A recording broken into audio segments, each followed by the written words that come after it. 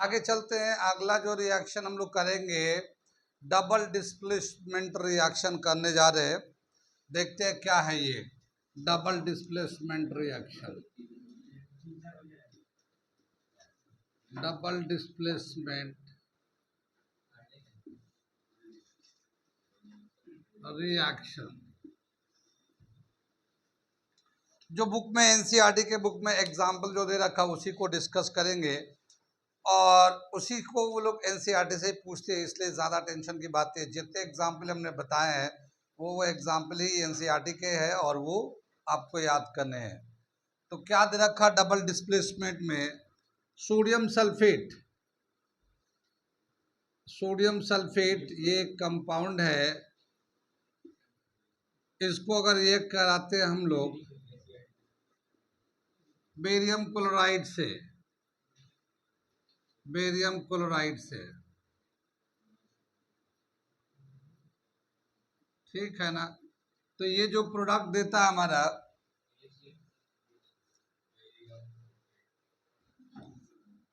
Barium sulphate SO4 plus sodium chloride, ये दो product बनता है barium sulphate and sodium chloride. लेकिन बेरियम सल्फेट जो है ये एक तरह का प्रेसिपिटेट होता है, ये वाइट प्रेसिपिटेट होता है, ये वाइट प्रेसिपिटेट, ठीक है ना। वाइट प्रेसिपिटेट, वाइट प्रेसिपिटेट जानते क्या क्या होता है। जैसे हम लोग दूध होते हैं, दूध को अगर हम लोग फाड़ देते हैं, ये तो वो जो बनाते पनीर बनाते हैं हम लोग, तो क्या होता है कि दूध हट जाता, पानी बिल्कुल अलग हो जाता है, फिर उसको कपड़े में डाल देते हैं तो पानी निकल जाता और जो बच जाता वो पनीर हो जाता, फिर उसके बाद खोआ हुआ बनाते हैं उसको। इसी तरह से बताया गया कि सोडियम सल्फेट सोल्यूशन है ये, बेरियम क्लोराइड के साथ जब रिएक्ट कराते हैं तो बेरियम सल्फेट एक ऐसा ही प्रेसिपिटेट टाइप का बन जाता। प्रेसिपिटेट मतलब अगर उसको फिल्टर पेपर पर डालेंगे तो सोडियम क्लोराइड जो लिक्विड है वो तो बाहर चला जाएगा, ऊपर में जो बचेगा वो बेरियम सल्फेट बच जाएगा, फिल्टर हो जाएगा। तो ये वाइट प्रेसिपिटेट होता है। कितनी बात सुन में, ये दोनों आइंस बनाते हैं, ये आयनिक कंपाउंड है। बेरियम जो है, बेरियम आइंस इस तरह से बनता है, ठीक है, और सल्फेट आइंस होते हैं, ठीक है। ये टू नेगेटिव ये भी है, और ये जब दोनों मिलते हैं तो बेरियम सल्फेट, यानी ये एक आयनिक कंपाउंड है, आयनिक कंपाउंड है, ठीक। कितनी बात सुन रहे, इसे कहते हैं, यहाँ से देखिए सोडियम सल्फेट से सोडियम हट गया, बेरियम क्लोराइड से बेरियम हट गया, बेरियम आके यहाँ पे सोडियम से लग गया तो इसका डिस्प्लेसमेंट हो गया, और इसका सोडियम जाके उसमें लग गया तो सोडियम ने बेरियम को हटाया है और बेरियम ने सोडियम को इस वाले कंपाउंड का हटाया है। तो दोनों एक एक दूसरे को हटाए हैं, इसी को हम लोग कहते हैं डबल डिस्प्लेसमेंट। दोनों में से एक एक का एलिमेंट निकलता है, दूसरे में जाता है, इस काट के उस पर जाता है, उस काट के इस पे आता है, ये दे रखा है, ठीक है। डबल डिस्प्लेसमेंट रिएक्शन, यही रिएक्शन को डिस्कस किया, ये एक बार आ भी चुका है, ठीक है। क्या होता, कई सारे रिएक्शंस लिख देते हैं, अब बोलते हैं स्पेशली स्पेशल नाम देते हैं, which of the following is decomposition reaction, और 4 रिएक्शन लिखा हुआ है, तो आपको चेक करना डिकम्पोजिशन में क्या होता है। एक कॉम्प्लेक्स मॉलिक्यूल टूट के छोटे छोटे मॉलिक्यूल बनाते हैं तो डिकम्पोजिशन होता है, ऐसा सेलेक्ट करना होता है। अगर बोला डिस्प्लेसमेंट रिएक्शन इनमें से कौन सा है, तो देखना पड़ेगा जो मोर रिएक्टिव एलिमेंट है लेस रिएक्टिव को डिस्प्लेस करके, कंपाउंड उतना ही है मगर खाली एलिमेंट रिप्लेस हुए हैं, तो उससे हम लोग डिस्प्लेसमेंट रिएक्शन को चेक करते हैं।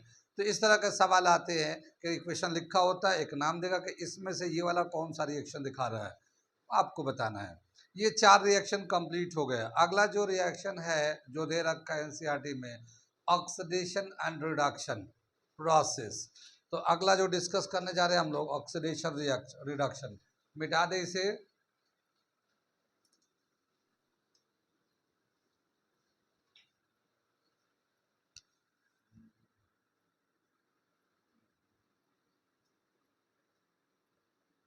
ऑक्सीडेशन एंड रिडक्शन, ठीक है। एक जो जनरल डेफिनेशन देते हैं, एडिशन ऑफ ऑक्सीजन, और removal of hydrogen is called oxidation process. Oxidation किसको करते हैं? एडिशन ऑफ ऑक्सीजन और removal of hydrogen is called oxidation. Oxidation को डिफाइन करते हैं इस तरह से। इसी तरह रिडक्शन को करते हैं, इसी का अपोजिट है, इसी का just opposite, addition of hydrogen और removal of oxygen is called reduction।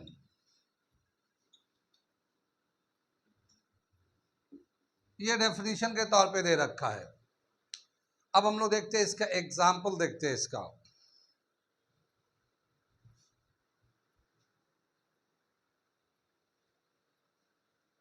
आगे चले हम लोग इसका एग्जाम्पल देखते हैं। सबसे पहला जो एग्जाम्पल दे रखा है, ये हमारा कॉपर है। कॉपर जो होता है, इसका जो कलर होता है, अगर बिल्कुल फ्रेश बना होगा तो ग्रे कलर होता है इसका। लेकिन जब इसको एयर में छोड़ देंगे कुछ दिन तक के लिए, तो एयर के ऑक्सीजन से ये रिएक्ट करता है, और रिएक्ट करने के बाद ये कॉपर ऑक्साइड बना लेता है, और इसका कलर जो ना ब्लैक हो जाता है। ठीक है ना, ब्लैक कलर हो जाता है। वैसे दिखा रखा है इसका, ये ब्राउन कलर का होता है। ये न्यूली जब फ्रेश होता है कॉपर तो ब्राउन कलर का होता है, लेकिन जब ऑक्सीजन से, एयर के ऑक्सीजन से जब ये रिएक्ट करता है तो ब्लैक कलर का हो जाता है। यहाँ पे क्या हुआ, ये जो ऑक्सीजन था कॉपर में जाके ऐड हो गया, कॉपर में जाके ऐड हो गया, तो यहाँ पे ऑक्सीडेशन हुआ।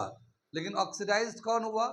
कॉपर, क्योंकि कॉपर को ऑक्सीजन मिला है, ऑक्सीजन ऐड हुआ कॉपर में, तो कॉपर जो है ना ऑक्सीजन जो है लेकर ऑक्सीडाइज हो गया। Here copper is oxidised. ठीक है ना, आगे चले।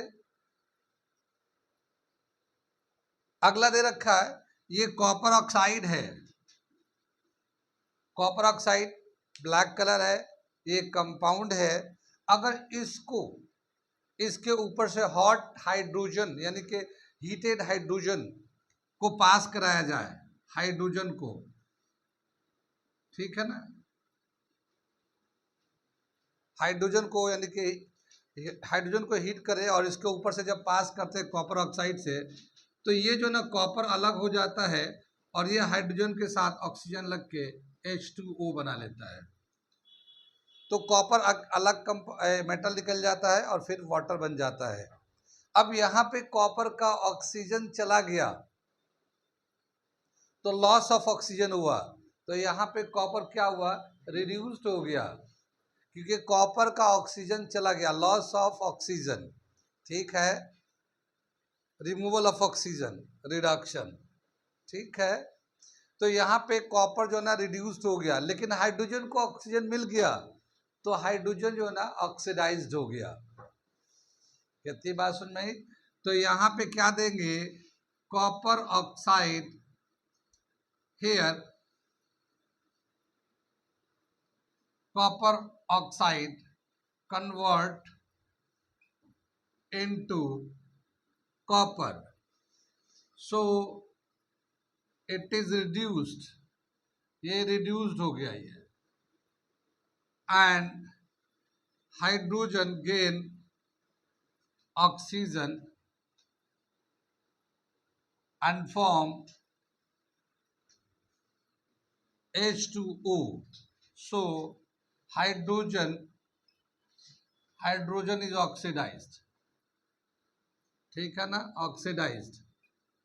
ये जो है एक एक एलिमेंट से पूछा जाता है, ये क्वेश्चन में बताऊंगा जो आया हुआ है कि इनमें इस रिएक्शन में कौन ऑक्सीडाइज्ड हुआ, कौन रिड्यूस्ड हुआ है। इधर से मैं मिटा दूं, इस रिएक्शन को फिर से मैं दिखाता हूं।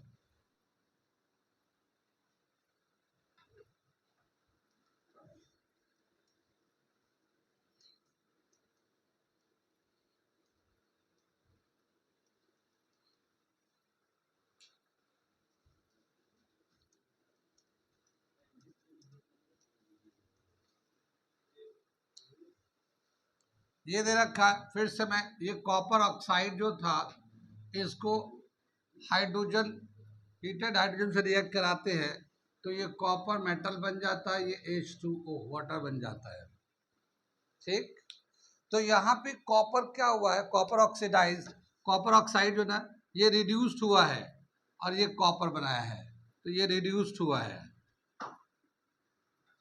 कॉपर ऑक्साइड का ऑक्सीजन जाने के बाद ये लॉस ऑफ ऑक्सीजन हुआ तो ये रिड्यूस्ड हुआ है, ये कॉपर बना है। तो ये वाला प्रोसेस तो ऑक्सीडाइज्ड और रिड्यूस्ड हुआ है, मगर हाइड्रोजन ने, ठीक है ना, ऑक्सीजन को गेन करके और ये वाटर बना है, ये ऑक्सीडाइज्ड हुआ है। कितनी बात सुन में, तो कौन ऑक्सीडाइज हुआ, कौन रिड्यूस हुआ, इस तरह से इसे बताना होता है। ये भी सवाल आ चुका है, इस तरह का सवाल। ठीक है, आगे चले। ऐसे ही दे रखा, जिंक ऑक्साइड है, जिंक ऑक्साइड है, इसको कार्बन से रिएक्ट कराते हैं। ठीक है, तो ये जो रिएक्ट करने के बाद ये जिंक अलग बन जाता है और यह कार्बन मोनोऑक्साइड बन गया। कितनी बात समझे।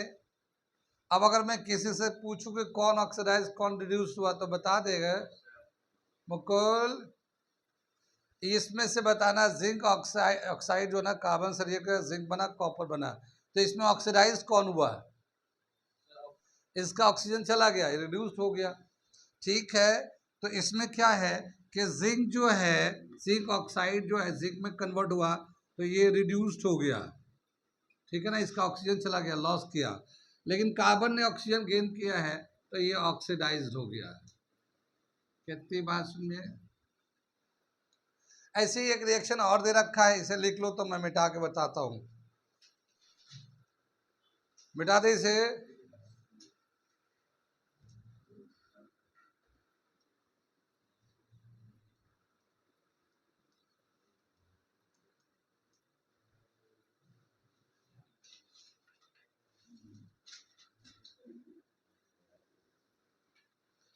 क्या दे रखा है, manganese oxide, manganese oxide HCl से रिएक्ट कराते हैं तो ये दे रखा मैग्नीज क्लोराइड, ठीक है, H2O प्लस Cl2, इसको बैलेंस कर देते हैं हम लोग।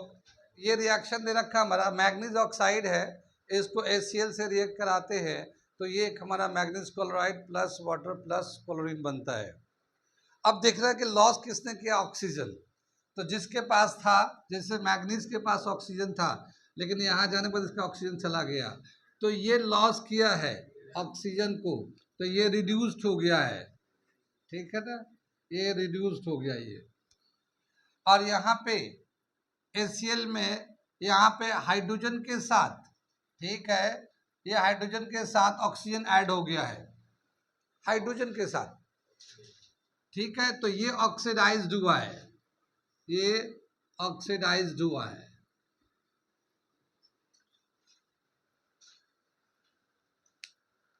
ठीक है, कितनी बात समझ में। HCl जो है ये पूरा कंपाउंड है, ये इसका ऑक्सीजन इसने गेन किया यहाँ पे तो ये ऑक्सीडाइज्ड हुआ है।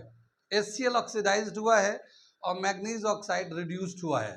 HCl ने ऑक्सीजन लेके ये वाटर बनाया है यहाँ पे और ये लॉस कर दिया ये।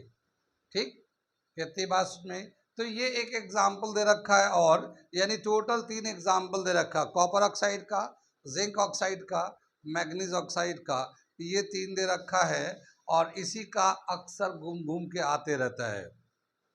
तो ये हो गया हमारा ऑक्सीडेशन रिडक्शन प्रोसेस। क्या हुआ कि जब भी कभी कोई ऑक्सीडेशन होता है तो कोई ना कोई रिड्यूस भी होता है। जैसे इसका ऑक्सीजन निकलेगा तो जब निकलेगा तो कोई ना कोई तो लेने वाला भी होना चाहिए। तो जब कोई रिड्यूस्ड होता है तो साथ ही साथ कोई ना कोई ऑक्सीडाइज्ड होता है।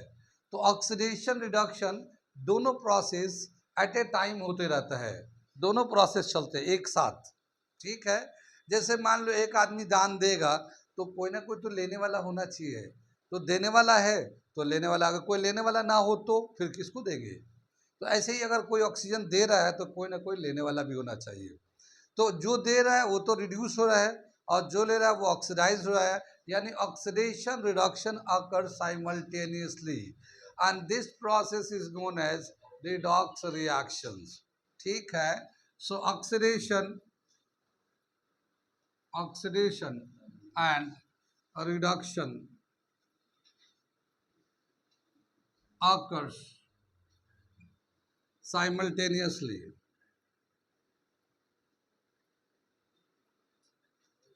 ठीक है, so this process is known as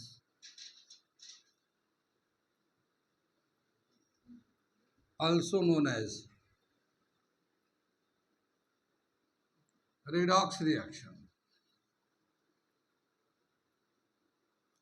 तो रिडॉक्स रिएक्शन जो है इसी को कहते हैं, दोनों एक साथ होता है तो इसी को रिडॉक्स रिएक्शन बोलते हैं। रिडॉक्स रिएक्शन कोई अलग से कोई रिएक्शन नहीं होता, दोनों एक साथ होते हैं, ऑक्सीडेशन रिडक्शन, इसी को हम लोग रिडॉक्स बोलते हैं। कहती है बात समझ में? ये हो गया हमारा ऑक्सीडेशन रिडक्शन प्रोसेस। अगला जो टॉपिक दे रखा है कोरोजन एंड रेंसिडिटी, वो कराते हैं।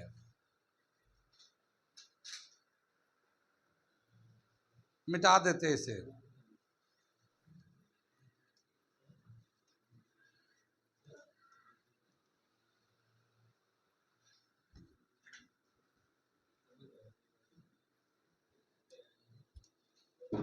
आगे चले, कोरोजन सुना तो होगा,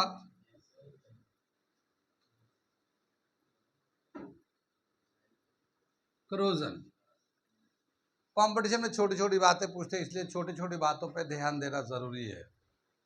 कोरोजन जानते हैं कैसे बोलते हैं? अटैक ऑफ मॉइस्चर और acid on a metal is called corrosion. यानी मॉइस्चर होता है, यानी एटमॉस्फेयर में जो एयर का मॉइस्चर होता है वो हो या एसिड हो, अगर उससे किसी मेटल से रिएक्ट कराते हैं या रिएक्ट होता है, जैसे कोई मेटल है एटमॉस्फेयर में मॉइस्चर तो रहता ही रहता है, वो कंटिन्यूसली रिएक्ट करते रहते हैं।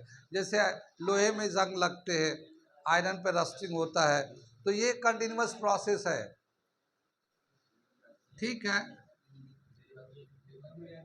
बस बस। अटैक ऑफ मॉइस्चर और acid on metal is known as corrosion। ठीक है ना? जैसे आयरन होता है हमारा, आयरन को अगर मॉइस्चर से मिलता है, एयर में जो मॉइस्चर मिलते हैं अगर उसे कराएंगे तो ये रस्ट बनता है। रस्ट किस कलर का होता है? Reddish brown powder. ठीक है ना, रेडिश ब्राउन पाउडर की तरह रस्ट होता है। कितनी बात समझ में? तो ये आयरन को मॉइस्चर अगर एयर और एयर से मॉइस्चर मिलता है, ऑक्सीजन मिलता है, उसे रिएक्ट करता है, रस्ट बनाता है इस तरह से, इसको हम लोग कहते हैं क्रोजन। ठीक है ना, रस्टिंग भी कहते हैं, रस्टिंग भी कहते हैं इसे। ठीक, इसी तरह से दे रखा है सिल्वर है। ठीक है ना, सिल्वर है, ये ब्राउन कलर का होता है, ब्राउन कलर का जो बिल्कुल फ्रेश होगा ना वो ब्राउन कलर का ही है। लेकिन जब ये एयर से मॉइस्चर लेगा, स्पेशली ऑक्सीजन लेगा, ठीक है, तो सिल्वर ऑक्साइड बना लेता है। एयर से ऑक्सीजन लेगा, ठीक है, और ये सिल्वर ऑक्साइड बना लेता है, सिल्वर ऑक्साइड ऑक्सीजन से, और ये हो जाता है ब्लैक कलर का। ठीक है, यानी अगर सिल्वर को एटमॉस्फेयर में छोड़ेंगे तो वो फ्रेश अगर होता है तो ब्राउन कलर का होता है, लेकिन कुछ टाइम रुकने के बाद एयर से कांटेक्ट में आता है, वहाँ से ऑक्सीजन मिलता है, मॉइस्चर भी मिलते हैं, उससे रिएक्ट करता रहता है। ये रिएक्ट करने के बाद थोड़े दिनों बाद यही जो है ना ब्लैक कलर का होने लगता है। और ये जो ब्लैक कलर का कोटिंग बन जाता है उसके ऊपर, सिल्वर के ऊपर, वो सिल्वर ऑक्साइड हो जाता है। सिल्वर ऑक्साइड होता है, ब्लैक कोटिंग बोलते हैं इसको।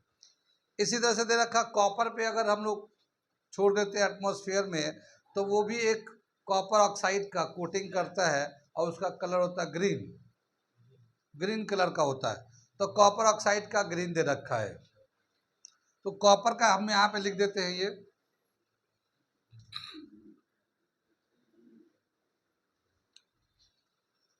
ये कलर वगैरह सब याद कर लेना, क्या पता क्या पूछ ले क्या ना पूछे। तो अब जैसे ये कॉपर है, ऑक्सीजन से,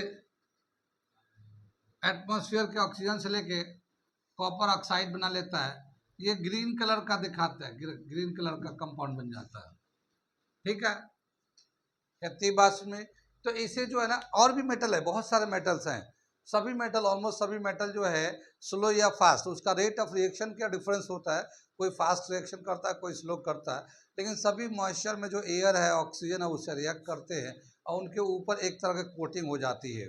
उसका जो पूरा जो फ्रेश, जो न्यू का जब होता है तो उस वक्त जो कलर होता है, कुछ दिनों के बाद वो कलर डल हो जाता है या कलर खत्म हो जाता है।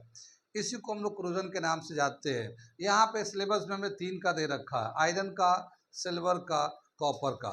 ये 3 नाम दे रखा है, जिसको क्रोजन करने के बाद कैसा कलर हो जाता है, तो ये हम कलर बता रहे हैं। कितनी बात सुन में, आगे चले पीछे चले। आगे दे रखा रेंसिडिटी, क्या बता के बहुत सारे खाने के आइटम्स होते हैं, इसे मिटा दे। क्या बता के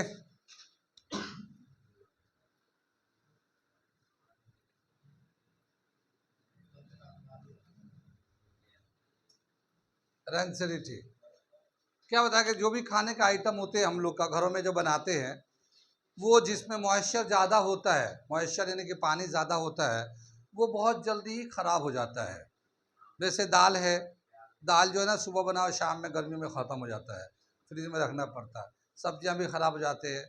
ठीक है, लेकिन ऐसी चीज़ें जो ड्राई होती हैं, जिसमें मॉइस्चर कम होता है, वो टाइम लेता है ख़राब होने में, उसका ख़राब होने में टाइम लगता है। क्यों ख़राब हो जाते हैं, बताते हैं। एटमॉस्फेयर में जो ऑक्सीजन है और बहुत सारे माइक्रोब्स भी होते हैं, तो वो जो है माइक्रोब्स इस एटमॉस्फेयर में आते हैं और उनको एक अच्छा ऑप्टिमम टेम्परेचर मिल जाता है। उस टेम्परेचर में बहुत तेज़ी से ग्रोथ करने लगते हैं, मल्टीप्लाई होने लगते हैं, और इतना ज़्यादा हो जाते हैं कि वो जहाँ पे होते हैं वहाँ का जो टेस्ट है बदल। जैसे दाल है, फ्रेशली प्रिपेयर्ड दाल है तो बहुत आपका टेस्ट लगेगा, नमक है, ये है, अच्छा लग रहा होगा। लेकिन कुछ घंटे छोड़ देंगे तो वो हल्के हल्के ठंडा हो रहा होगा, एयर के जो वायरस है, बैक्टीरिया है, बहुत सारी चीज़ें हैं, वो उसके अंदर आते जाते रहेंगे। उनका एक ऑप्टिमम टेम्परेचर मिलेगा, उस टेम्परेचर पे वो मल्टीप्लाई होने लगते हैं। ठीक है, मल्टीप्लाई होने लगेंगे, वायरस बैक जो भी है वो बहुत तेज़ी से मल्टीप्लाई होगा। पता लगा 1 घंटे में इतने मल्टीप्लाई होंगे कि पूरे दाल में वो फैल गए। अब अगर हम लोग शाम तक दाल को चेक करेंगे या टेस्ट करेंगे, तो वो टेस्ट नहीं आएगा जो उसका था फ्रेशली प्रिपेयर्ड में, उसका टेस्ट बदल जाता है। ठीक है, वो उसकी वजह से, क्योंकि वायरस के बहुत सारे आ गए, तो उस तरह की वजह से उसका खाना जो है ना ख़राब हो जाता है, वो पॉइजनियस खाना हो जाता है। अब वो खाना खाएंगे तो वो वायरस हमारे पेट में पहुंच जाएंगे, और उतना हमारे बॉडी में इम्यूनिटी पावर है या नहीं कि हमें बॉडी को बचा ले, तो हमें फूड पॉइजनिंग होने का खतरा रहता है। तो दाल खराब हो जाता है, महकते हम लोग, देखते हैं अच्छा महक आ गया, फेंक दो, फेंक देते हैं, रीयूज़ नहीं करते उसे। ठीक है, किसी भी फॉर्म में। तो इस तरह से क्या बताया कि बहुत सारे आइटम्स होते हैं जो बहुत जल्दी दिन दिन में ख़राब हो जाता है। लेकिन अगर बहुत सारे आइटम ऐसे भी होते हैं जिन्हें अगर हमें बचा के रखना है, जैसे आजकल हम लोग खाते हैं, चिप्स खाते हैं, इतनी सारी कंपनियां चिप्स बेचती है, तो आज का बना हुआ वो, कब का बना हुआ है, वो आज तक पैक करके रखा रहता है, हम लोग खाते हैं। ठीक है, वो जो जो खाने का आइटम है, उसमें देखा गया जो फैट्स होते हैं, ऑयल होते हैं, वो बहुत तेज़ी से ऑक्सीजन से रिएक्ट करते हैं। जो फैट है या ऑयल का, जैसे हम लोग चिप्स होता है तो ऑयल में उसको हम लोग तल के डाला जाता है, तो ऑयल तो है उसमें, और वो ऑक्सीजन से रिएक्ट करके बहुत जल्दी ख़राब हो जाएगा। चिप्स। लेकिन हम लोग इतने इतने महीनों बाद, 6-6 महीने बाद, साल भर बाद खाते हैं, फ्रेश लगता है। ऐसा क्यों होता है? हाँ, क्योंकि बताते हैं कि वो जो चिप्स तो बनता है, फ्रेश होता है, उसको एक पैकेट में डाल देते हैं और उसमें एयर हटा देते हैं। उसमें ऐसा एक गैस डालते हैं जो रिएक्टिंग नहीं करेगा, फैट से या ऑयल से रिएक्ट नहीं करेगा। वो है एक गैस दिया गया, नाइट्रोजन गैस। तो उसमें नाइट्रोजन जो ना भर देते हैं, नाइट्रोजन गैस पूरी तरह से भर देते हैं, पूरा एयर हटाकर और नाइट्रोजन गैस भर देते हैं। नाइट्रोजन जो उस चिप्स के अंदर जो है आइटम, जैसे आलू के चिप्स होते हैं और भी दूसरे बहुत सारे होते हैं, तो उनमें जो फैट ऑयल होता है उससे वो नाइट्रोजन रिएक्ट नहीं करता है, तो वो जो आइटम है एज इट इज रहता है, लॉन्ग टाइम तक रह जाता है, क्योंकि कहीं से वो रिएक्शन होता नहीं उसमें। तो वो लॉन्ग टाइम तक रह जाता है। जब भी खोलेंगे, आप खोल के फाड़ेंगे तो नाइट्रोजन गैस फट से निकल जाएगा और बाकी आप खाएंगे और आपको लगेगा ओहो बहुत अच्छा टेस्टी है। ठीक है, यमी यमी। ओके, कितनी बात समझ में आए? तो क्या बताया रेंसिडिटी के to protect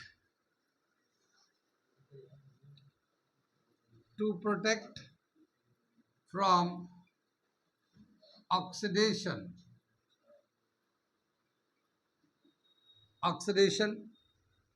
of fat, oils, or food component।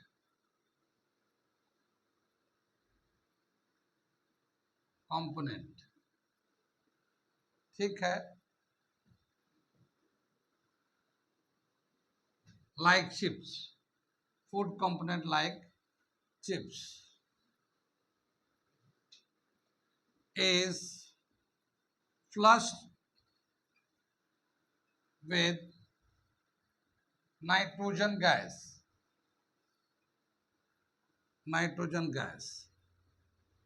which is inert। ठीक है, नाइट्रोजन गैस जो है ना, नाइट्रोजन इनर्ट है, मतलब वो रिएक्ट नहीं करता वो। तो जो चिप्स वगैरह है उसके जो फैट है, ऑयल है, उससे वो रिएक्ट नहीं करता, ऐसे रहता है इसको। ठीक है, इसी को हम लोग रेंसिडिटी के नाम से जानते हैं, इज known as रेंसिडिटी। ठीक, अब यहाँ पे ये सवाल दे रखा है कि जो चिप्स है उसमें कौन सा गैस भरा जाता है? ठीक है ना, नाइट्रोजन गैस, ये याद रखने की बात है। ठीक है, यहाँ पे जाके आपके जो एनसीईआरटी का कंटेंट था वो खत्म हो जाते हैं। अब आगे चलते हैं, इसके बाद इसके एक्सरसाइज में कुछ क्वेश्चन दे रखे हैं, उस क्वेश्चन को, कुछ इंपॉर्टेंट क्वेश्चन है उसे हम लोग कर लेते हैं। ठीक है, उसे करके और ये चैप्टर को फिनिश कर देते हैं।